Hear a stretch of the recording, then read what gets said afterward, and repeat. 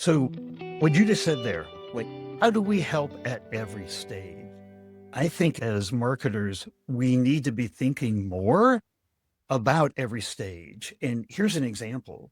This was a Forrester stat. 86% of B2B deals stall at some point, right? So we tend to have inside of our own organizations, like get us into the conversation with the right people, and we're going to close our fair share, right? Our thinking should be that's going to be one son of a gun to close, right? We're going to work hard. It's going to feel like it's lost, like it's one step out the door. We're going to have to resuscitate. That should be our mentality, right? And so that's very late stage deals, right? And the later the stage of the deal, typically the less involved marketing can be.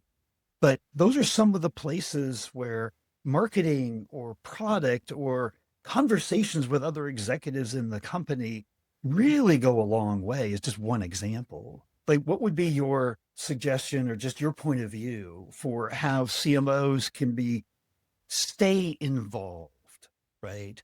And not have influence really start to wane as the deal progresses, because that's not what our board wants. That's not what our CEO wants. That's not what our CRO wants, right? We all need to be working as a team all the way through. So when you started talking about influence and involved at all stages, I just think that we're, as an industry, as CMOs, we're not as good. Like the longer it goes, the more we're reliant on somebody else to be really taking the ball and running with it. Yeah, I think the difference here is how do you measure success?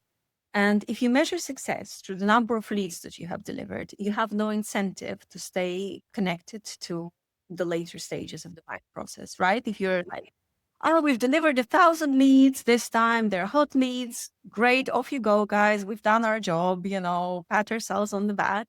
That's, yeah. And then we get that friction between sales and marketing because sales will like, these were not good quality leads and, they're not doing it. You know the story, right? So I think we need to reward right behavior with right metrics. So when I set the OKRs for my team, there is no OKR about leads.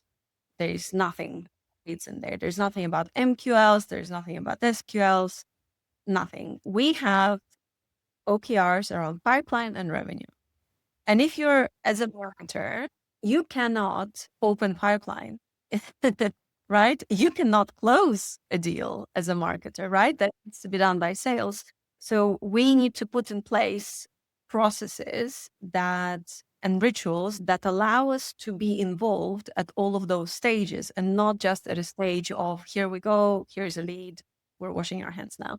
And so when the team is incentivized based on revenue and pipeline, they are very much interested to make sure that, the meeting takes place. There's a follow-up, that they have shared something. And have you invited them to our webinar? And have you shared this new thought leadership, et cetera, et cetera? So the team is actively working with the sales team and reminding them to do the different touch points and reminding them that, we have this really relevant piece of content that has just come out that is going to be relevant to this client because we know they've been engaging on our website with similar content, right? So we are constantly following this because, we have these high value clients or high value prospects. So we are following them personally and we are looking, where can we add value to them so that we can help progress their deal through the pipeline. And I think, too many times marketing is focused on top of the funnel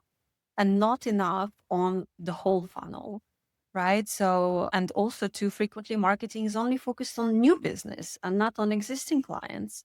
So I think, we constantly at every stage of the funnel have to prove that we are credible, that we are the right partner, that we are relevant, we really understand them, we speak their language.